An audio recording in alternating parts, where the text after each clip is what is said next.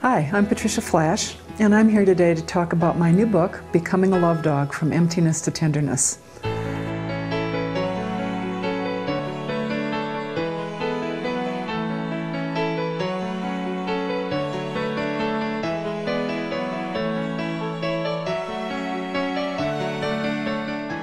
I wanted to tell the story about how the book came to be, which was that I was in the middle of writing another book called Leaving Your Patterns, Not Your Partners, and I just kept sneaking off to the side and writing other stories, things that I was really interested in, things that I felt passionate about.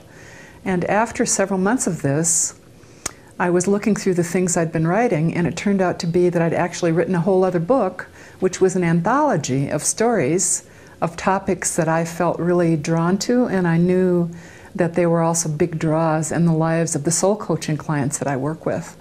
The book is written as an anthology, and there are titles in there, things like Separation Anxiety, The Tyranny of Urgency, When Food Becomes a Substitute for Love, How Do You Create Inner Authority, What is Relationship Like When We're Beyond Our Patterns, Effort versus Inspiration, and How Do You Be Kind to Yourself When Ill, and How Do You Go About Coming Through the Grieving Process more whole than you were when it began.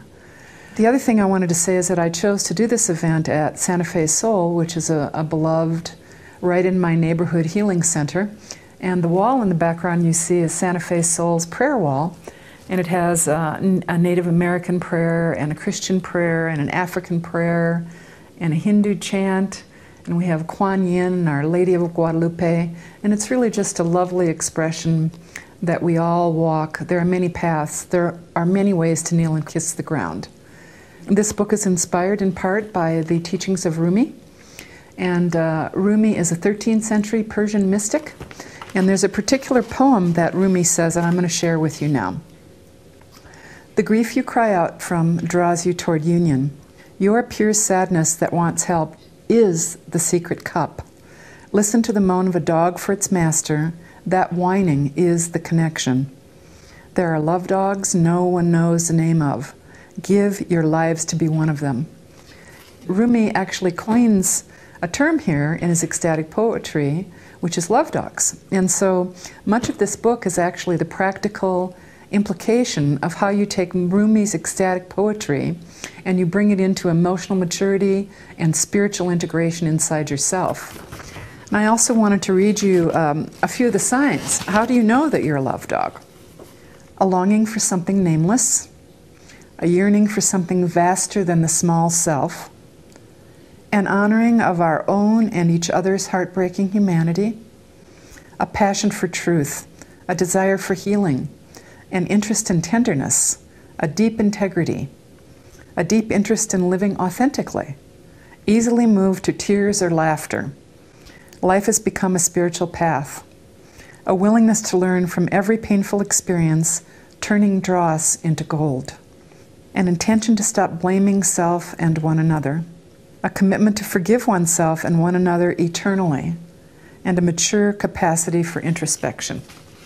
In the first chapter on separation anxiety, which basically is the fear of being alone, I tell a story which is about my own history of how I fell into the fear of being alone, which basically occurred when I was 7 and my father died an abrupt and industrial death. And it happened, basically a machine crushed his chest, and then it was a very sudden accident, and my mom was also really emotionally beside herself, and I felt like I never got back the mom she was before my dad died, so I experienced the emotional death and the physical death of emotional of my mom and physical of my dad. And as a result of that, at 7 years old, I began having lots of loneliness and longing and fears of being alone. And that kind of went with me throughout life. And then a little later on, when I was about 35 years old or so, I was teaching a training in Seattle, Washington called the Personal Mastery Program. And what happened is I chose to finish the training in the middle. And my fiance at the time, David, and I had also broken up. And so what happened is I was no longer part of my career. It had ended abruptly also, and my relationship with David had suddenly ended as well. And so what happened is that I experienced a kind of a double depression, where the situation about the loss of my father and my mother to some extent crossed over at the pass with the loss of David and the loss of the training. And so I had kind of a double depression. But the wonderful part of this story is while I was trying to face that, which was at 3 o'clock in the morning walking around Green Lake, I'd already been around it 3 times, and I realized, you know, I felt, if I were to look back on that, I would actually say I had a bit of a mini nervous breakdown. At the time, I didn't really have the language for that, but that's what occurred. And what happened is, even though David and I had broken up, I called him from a phone booth at Green Lake, and he said, well, you know, you're still my beloved friend, Patricia, and where are you? And I said, well, I'm at Green Lake. He said, all right, well, I said, I'm apologizing for reaching to you at 3 o'clock in the morning. He said, yeah, but it sounds like you can't really be alone, right? I said, that's right. So he came over to Green Lake, and we sat and talked through most of the rest of the night. And that was actually the moment I decided to marry David. Because if, in fact, even after breaking up, he had that much loyalty and that much love and that much compassion for me, then a marriage was going to be good enough for me. And so then later, after that, I did get some treatment for the separation anxiety and all the losses I was experiencing. But I'm just giving an example how the fear of being alone and separation anxiety, when followed through and worked with, can actually take you to a new place of loyalty to yourself and a new place in your relationships. Your authenticity can guide you home. I want to go a little further and deeper into the process today by talking about one of the models I'm using for emotional maturity and spiritual integration. The front seat of the car is meant to be the place where our best decisions take place. It's where our nurturing parent is, where the wisest and most compassionate part of ourself is. The front seat is where the truth really gets told and the highest good takes place.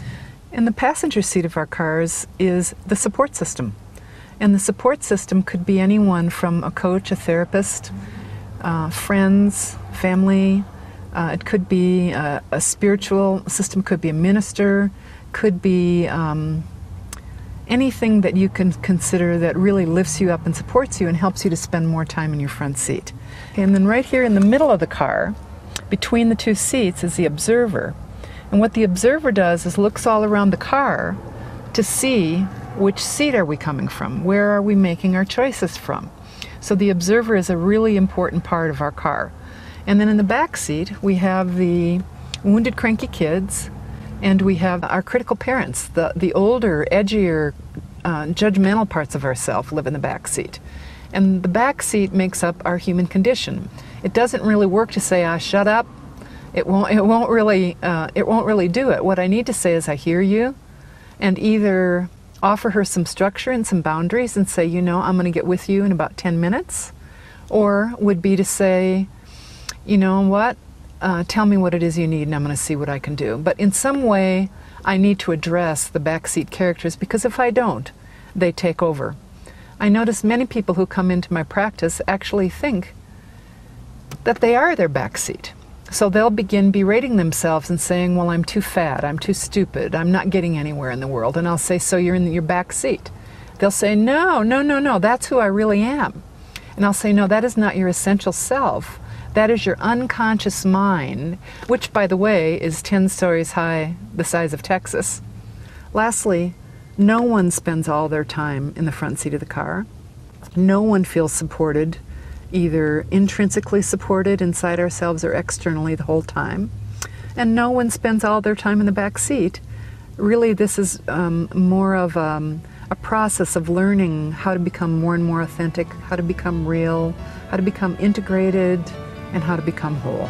Thank you so much for listening.